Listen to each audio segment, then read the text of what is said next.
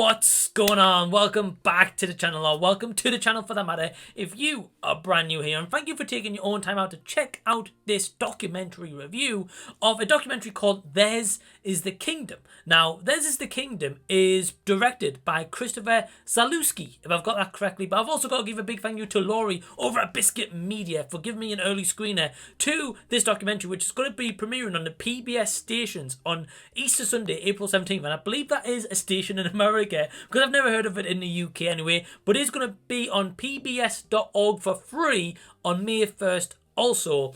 And essentially it is around a principal artist called Christopher Holt, who decides to paint a proper fresco mural in a small church in Asheville, North Carolina.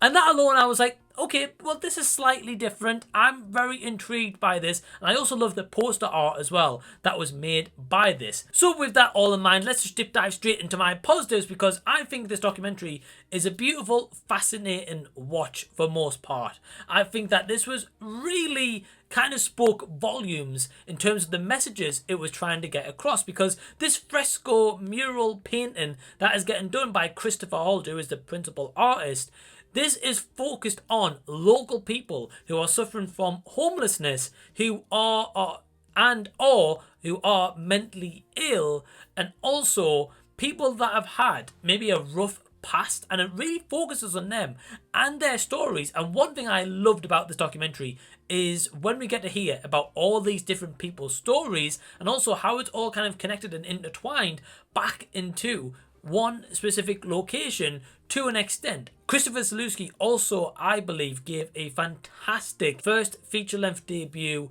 impression, and I really loved the way that this was shot, how it was handled, and how just the sensitive subject matters that are at hand was really dealt with. I've got to really implore him for that. And although it does have aspects of course, faith and religion added to it for sure, I was open-minded. I just went in and I watched this, and I found myself actually really enjoying this documentary. And again, I loved hearing the backstories all about these different individuals and what they've gone through previously, into the point of getting asked to be put on this fresco, and that was really, really interesting. If I had any negatives to say about Theirs is the Kingdom, I would say that I would have loved to have heard their stories more. So I wouldn't really say that's a negative as such, but I would have loved to have seen their stories more, because this documentary is only 1 hour long, so it's a very easy breeze to kind of get by.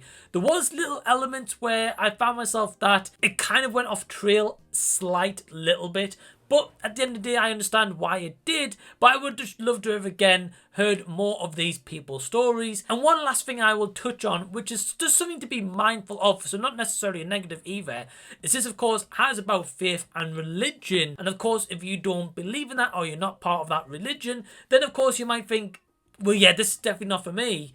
So there's definitely that aspect about it which could maybe deter 1 or 2 people for sure. But besides that, Theirs is the Kingdom. I actually enjoyed this documentary for what was only an hour.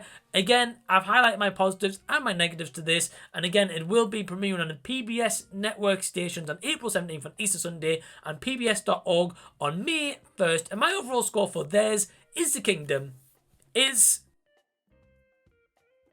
So yeah, if you've seen this documentary or you're going to check it out, leave any and all comments down below. If you've enjoyed this review, please give it a big thumbs up, and also subscribe to the channel if you already haven't. And until the next time that I see you, I'll be seeing you later.